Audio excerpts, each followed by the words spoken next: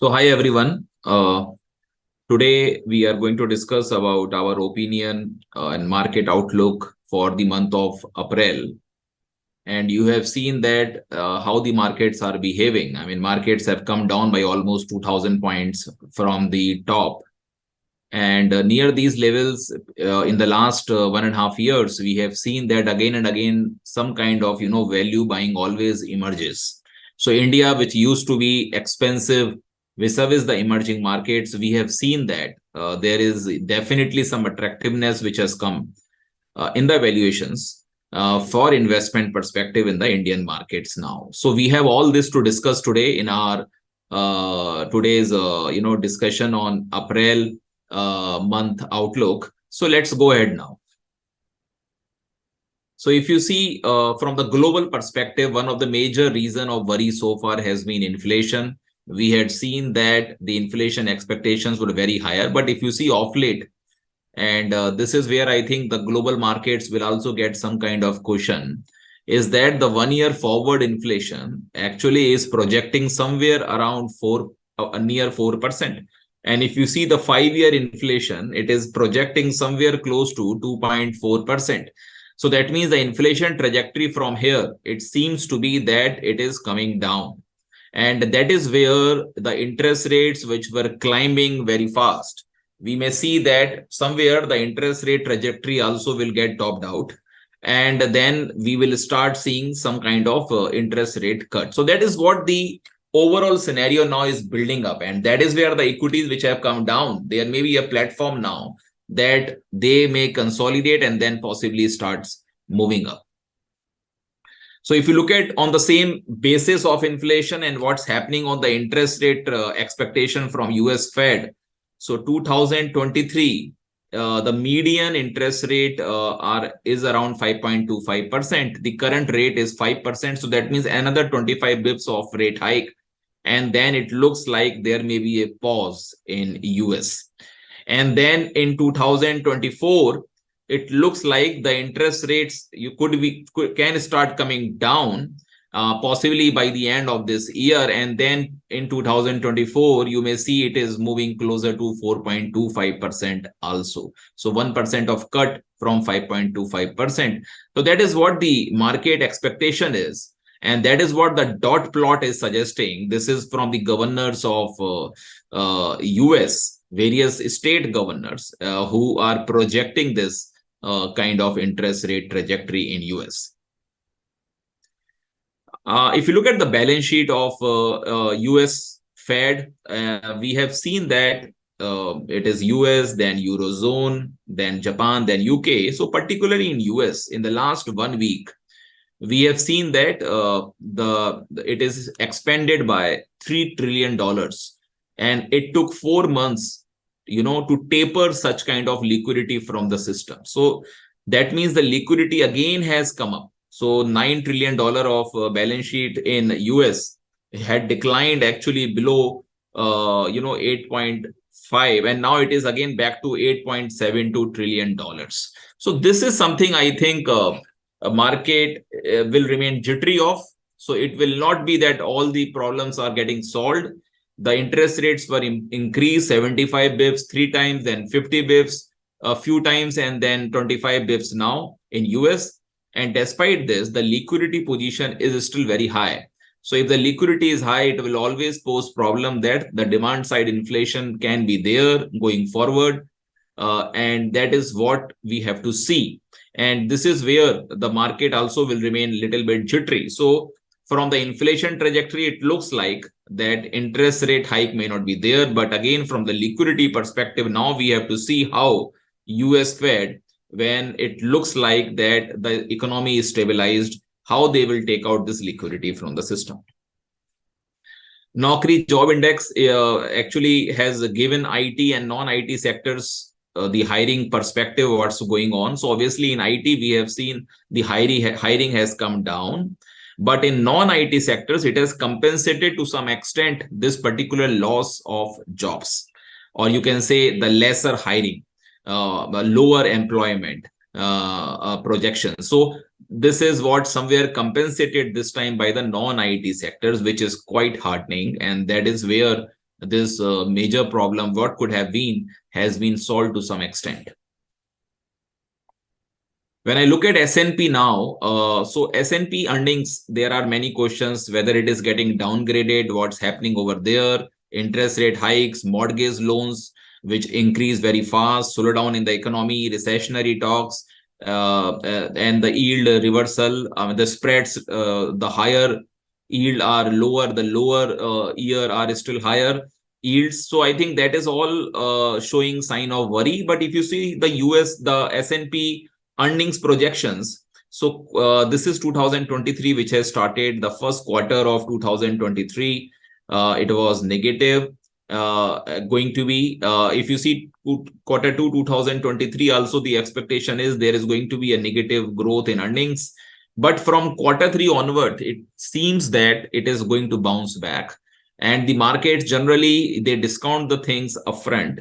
So the markets are already discounting right now. Obviously, quarter 1 is already passed away, but quarter 2 earnings downgrade market is currently discounting. And that is where I'm saying if quarter 3 is going to be a reversal of this earnings downgrade, you will see the markets also eventually bouncing in the coming months. Now, another interesting thing, because we saw the banking crisis in US, 3 banking banks in US actually were collapsed. There was a sudden crisis which happened in the credit default swap. If you see the European banks also, because after Credit Suisse collapse, we saw SocGen and Deutsche Bank, their CDS started climbing up, which created some kind of trouble in the equity markets also. Despite all this, I just bring you a different perspective. If you see the dollar index in just few months before, 3-4 months before, it made a top, right? And it was coming down. Still, it is 103. It made a top at 115. Still, it is lower despite all this. That means despite the risk of sentiment, we have seen that the dollar has remained lower. So there has not been a major surge, which I think may be good for emerging markets going forward, where we may start seeing the flows actually into the economy. If you see the US inflation, so US inflation had already topped out. Still, it is in the downward trend only, and it has remained. So 6% US inflation actually had come up. And if you remember, it was 9% above actually in the second half of the last year. European gas prices also, it was a worry before, because when we were entering into the winter season in Europe, it was an expectation it will shoot up very high. But now you are seeing it is down. It is down substantially from 70 euros to 22 euros. So that is where it is not like the previous problems have aggravated. It seems like the situation, the problems actually are getting settled despite all these worries which have come up in the near term. The GSEC yields in both India and US markets, if you see in India, the yields patterns is coming down. I mean, it was 7.6%, and now it is rather down. And in between, we saw almost 250 bips of rate increase from the month of May last year. So repo rate was 4%, now it is 6.5%. So this 250 bips of interest rate increase, despite this, the bond yields have remained subdued in India. I think this is one long-term trend which is really positive for us. On the contrary, we had seen initially that US bond yields had moved up. But again, recently, because of the slowdown scenario, because of this banking crisis, we saw that the US bond yields also had come down from 4% to 3.3%. It little bit bounced, but still it is lower. So the bond yields are subdued right now. And the major reason for this, especially in US, is the sort of slowdown that they are expecting. But in India, even when the interest rate hike happened, it has remained lower because the borrowing cost of the government is not increasing that much. It has remained under control. The fiscal deficit, or even now the current account deficit, it is going to remain under control. So these are the things that bond yields actually consider as per their movement. When I look at banking credit growth, so if you see the pace of credit growth in India, in all the aspects, whether it is agriculture, whether it is industry, whether it is services or personal loans, we have seen that the credit growth actually is advancing. So 15% of credit growth is really commendable when we compare with 2021, when it was hardly 5%. So I think that is the reason that the bank's profitability is coming really good. In September quarter, we had 58,000 crore of profitability. In the month of December, in the quarter ending December, we saw 65,000 crores, where both PSU banks as well as private banks profitability actually has increased. Now, people generally ask that what is our premium over the emerging market? So it has come down very fast. It was 105% in the month of October, and now it is 62%. So that means the expensiveness of Indian markets has come down, which means Indian markets are getting more attractive now. And I think that is where, when the dollar is topping out, the money flow into the emerging markets will start. Right now, it is going into the value pockets like China, because they were available very cheap. So the Chinese market has moved up by 50% from the month of October, and we had declined because we were expensive. Now at this level or platform, this premium over the emerging market, because of this move, because China and India both are heavyweights in the emerging market bucket, and both of them have behaved in a diverse direction. So we have seen India's weight actually has decreased. India's premium actually has decreased over emerging markets, and that is the reason that the FII money can start coming now into the Indian markets near 17,000 levels. If you see the valuations, financially at 24, EPS is expected to be 950, and Nifty at 17,000 is valued at 17.8. The 5-year average is 18.5. So it has come below 5-year average price to earning when it declined towards 17,000 recently. So that means the attractiveness in both comparison vis-a-vis EMs or the internal valuations of India, it is relatively better now. Now, there is another thing. If you look at China opening up, so that is started now, and this is one of the big theme for 2023. If China is opening up, if you look at the PMI numbers in China, it was 50.2, expected to be 50.6, but it came to 52.6. So I think this is a significant jump in the PMI numbers, and that is the reason the metal stocks or steel stocks, they have started participating. So steel, if you see in China now, over a month, we saw 5% of jump in the steel, and over 24% jump in the last 3 months. And currently it is somewhere around $675 per ton. And when we look at Indian market, so steel prices used to be 55,000 rupees per ton, but now it is holding above 60,000 per ton. So there is some sustainability in the prices now at little higher levels, which is good for cement steel companies going forward. We talk about El Nino, so it is definitely a bane for FMCG. What we have seen historically, if it is really coming up, 2016, 2009, we had seen this particular scenario, but simultaneously, it is also a boom for those companies which are in the cooling product segment, so consumer durables. And also, we have seen the particular sector like sugar, because in the El Nino period before, couple of times in the last 10, 14 years, we saw that the sugar prices had moved up significantly. So sugar prices increased by almost 100% in 2009 and increased by 66% in 2016.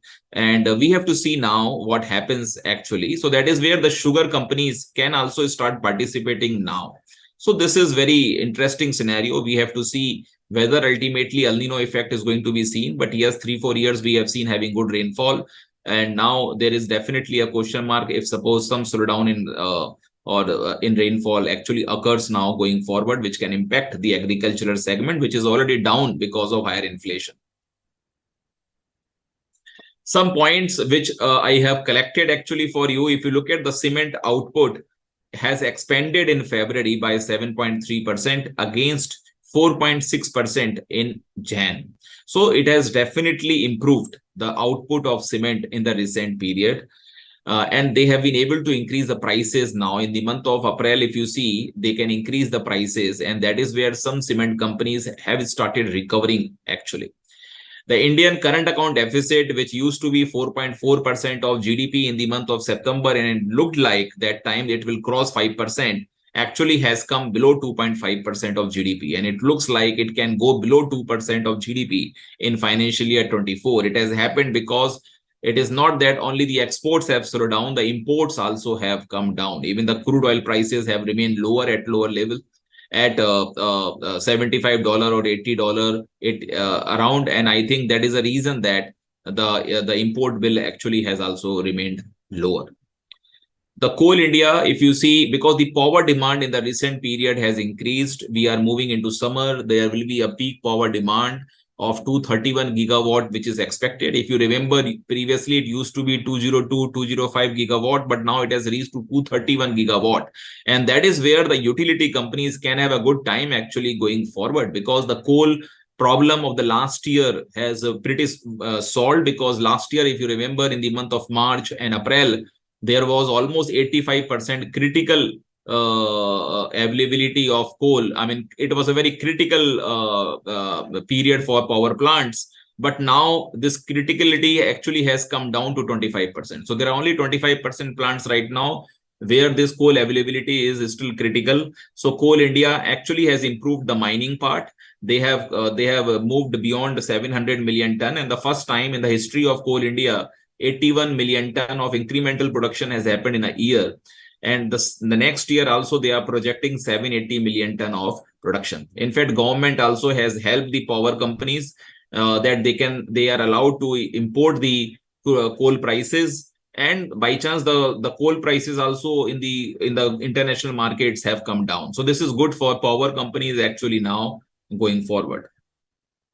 When I look at the Indian carriers or airplanes, domestic, we have seen the average 3,72,840 passengers per day have flown in financial year 23. So which is almost 60% higher than financial year 22, but it is still 3.65% lower than the pre-pandemic period. So we are seeing many people are going to airport. You are going, there is a lot of rush over there. So this has definitely improved vis-a-vis financial year 22, this fiscal year, almost 60% growth. But when you compare with the pre-pandemic, it is still little lower. So now another part is the electronics manufacturing in India. If you look at the PLI benefits which are given in electronics, it has pushed the investment of 5124 crores, and rather it was expected to be 3726 crores. So this means some people sometimes say that how much is the benefit of PLI? You can see yourself that in electronics manufacturing, the targets have been exceeded, and that much of investment actually has gone into electronics. So that is the reason in the coming 5 years, it looks like the electronics production can touch 8.12 trillion rupees now going forward. And out of which 60% will be contributed by export. So the Indian market, which does not used to give indulge in so much of export, because of this higher manufacturing which has started, the PLI benefits which started as a import substitution, you are seeing it is converting into the export hub now slowly in many segments. But electronics, definitely this is a great recovery. If you look at the PV sales, passenger vehicle sales right now, we have seen a record buying in the last financial year. Generally, we used to have around 30 lakh, 33 lakh passenger vehicle cars, generally, which are being registered. This time it is 39 lakh. So there is a record buying which has happened. Obviously, every 2 cars sold, one is SUV right now. That is how this proposition has gone up. So the companies which are indulged in SUV manufacturing, they are actually the biggest beneficiaries. For example, Mahindra M&M has done exceedingly well in almost all the segments. In SUV, in passenger vehicles, it is a significant jump of 58%. We have seen in tractor segment, this is also one of the leading 16-17% of growth when we compare with the peers. So EV, generally we talk about how much penetration has happened in EV. So you can see the penetration is now 1.1%. In financial year 23, it was 0.61% in financial year 22. So EV in two-wheelers now, because two-wheeler generally those stocks have not performed, barring few stocks which have jumped into EV. For example, TVS Motor, we saw that there is a significant growth in the EV production. So you can see here, after Ola Electric, this is the second player which has grown very fast in terms of percentage growth, and there is a threefold increase in EV sales in two-wheelers. So it is now 4.4% market share in financial year 23, when we compare with financial year 22, when it was 1.74%. In March alone, if you see the registrations, they are 75,826, which is 20% higher than the month of Feb. So this is a significant move towards EVs, which is happening in two-wheelers right now. So the companies which are jumping into it now, for example, Hero MotoCorp, which was a laggard, but it came out with VIDA now, and it looks like if this catches up fast because of its high distribution base, you can possibly start looking some traction in this stock. India's defense exports, I still remember previously we were targeting 13,000 crores, but you can see here it has reached 16,000 crores almost at an all-time high in financial year 23. So from financial year 17, which was very low, now it is almost 16,000 crores. So that shows the intent of the government and the manufacturing and indigenization, which we are talking about in defense manufacturing. It's clearly been seen. And at least in the Southeast Asian nations, we are exporting more now the defense. Now, I think one important thing we are going to talk about right now is value to growth segment. So value to growth is that segment where the stocks were not able to participate in the last 10, 14 years. They were in the value segment, but now we have seen in certain stocks in that bucket, there is an EPS turnaround. So that is where some stocks from value have started moving into growth on that sustainable growth basis. And that is where the equity, when we start forming our equity portfolios, we need to focus into that segment now. So these are the structural changes which have happened in the economy. And we all know that ultimately the economy is likely to grow till $7.9 trillion by 2030, and the market cap also towards $9-10 trillion in another 7 years. And these changes which have happened, like digitization, formalization, the manufacturing push, the infra push, and housing capex, which has started now, and the per capita GDP growth, which will decide the consumer demand in various segments now, and then the energy transition. So these are the changes which have happened in the economy right now.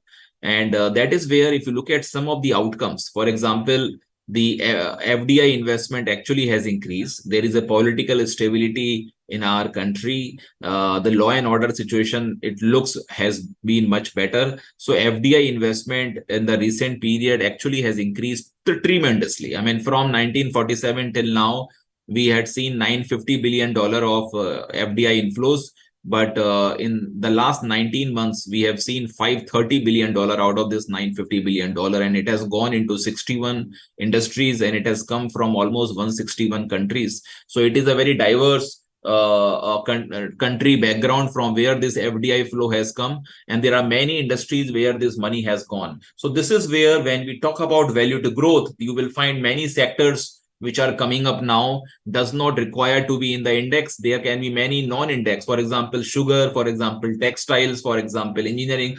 So there are many sectors or chemicals, which can start participating, and they are not part of the index. Tax buoyancy, you are seeing the GST numbers have clocked 1.6 lakh crores. The average number for financial year 24 also is expected to be 1.59 lakh crores. So there is a budget estimate, there is a revised estimate, and we are coming closer or exceeding sometimes a revised estimate also. That is how this trend of tax collection is. Very soon, more than even 5 crore turnover corporates, it will be mandatory now for them to do the e-invoicing. That is where more and more individuals are coming into this bracket, and this is it is leading to formalization. That means unorganized to organized move. IT infra expansion, it is continuously happening. even in the remote areas. Logistics policy, which was announced by the government, which is expected to bring down this cost from 14% to 8%. So railway expansion is happening very fast. 50% growth we saw in the railway budget actually this time in the recent union budget. So because the government wants railway tracks, maybe one of the medium through which the logistic cost can be reduced. High forex reserves.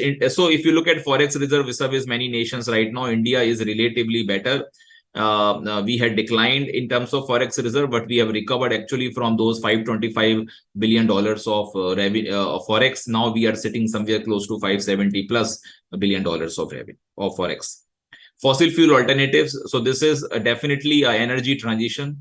We are seeing electric vehicles. We are seeing a move in solar module, green hydrogen, and ethanol. Ethanol from 10% to 20%. This is a very aggressive move which is going to happen in the coming 2 years.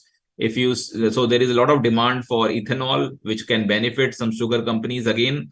And when you look at solar modules, so all of the solar modules basically were coming from China, majority of them.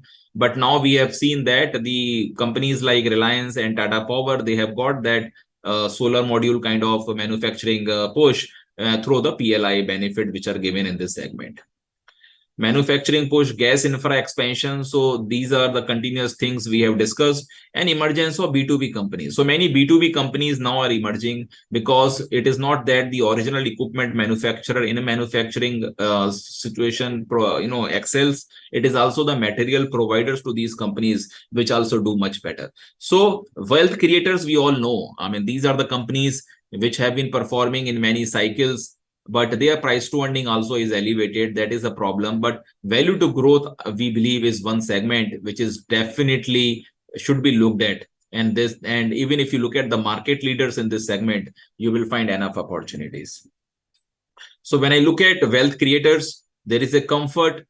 Basically, there is a comfort of investing in volatile markets in this segment. There is a 15-20% of CAGR growth that generally you see in the long term. These companies have high ROE, high ROCE. That is how the wealth creators are. But when you look at value to growth segments, so these companies have a potential of giving 30-35% of CAGR growth. And we believe this expenditure from the government, so this cycle will remain at least for 5-7 years. And that is where these companies can have a good recovery in the stock prices. So value to growth segment there is a structural change in earnings. Their PAT is increasing fast. So whenever the price to earning is getting elevated, it gets normalized because of the increase in PAT, fast increase in PAT.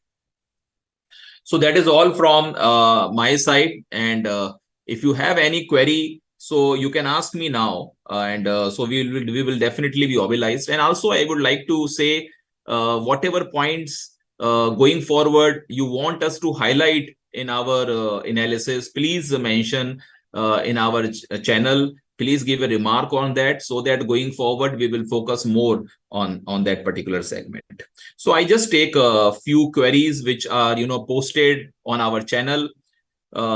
Is it a good time for investment at these levels? So if you see right now, the investment perspective, the financial year 24 EPS is expected to be 950. So at 17,000 levels, the price to earning is coming somewhere close to 17.8, and 18.5 is the 5-year average. So we are below that level. In addition, so I think this is where the valuations are definitely attractive, and we have a situation where dollar is topping out. And in that case, and if you remember last year, when there was a heavy FI outflow in the month of July, when Nifty had declined towards 15,200, we had seen that there was almost $13-14 billion of flows came in the Indian market at those levels, which was 10-year price to earning average.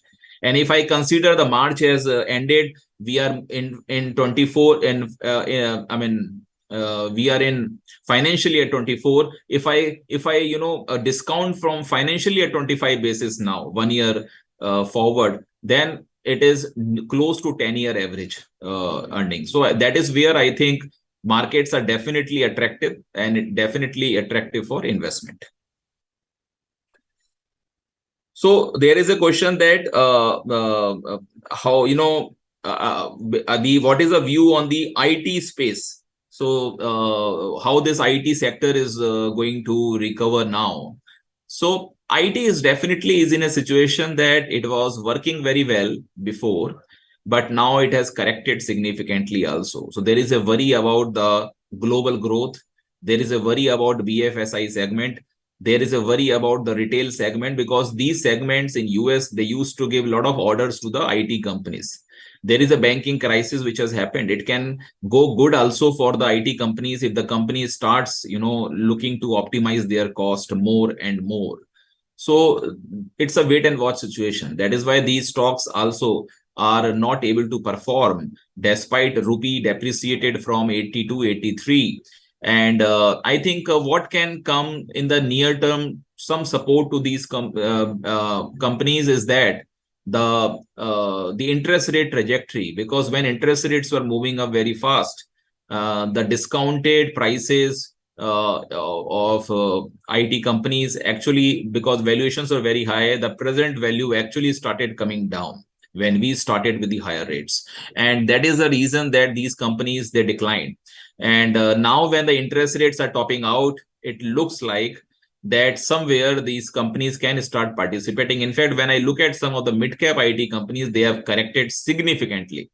And that is where some kind of recovery I am expecting, if not in this quarter, possibly from Q3, because Q3 onwards S&P earnings are likely to recover.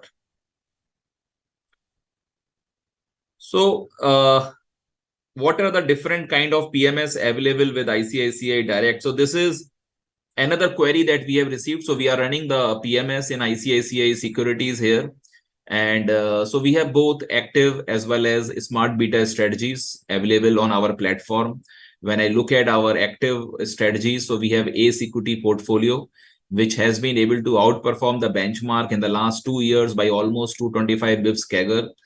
We have, and it is available on both the platforms, discretionary as well as consult. We have a multi-asset PMS also in the active management part, where we are managing in equity, debt, and gold. We have various schemes like aggressive, growth, balance, conservative, and risk averse over there. We have smart beta strategies like active index, like momentum quality.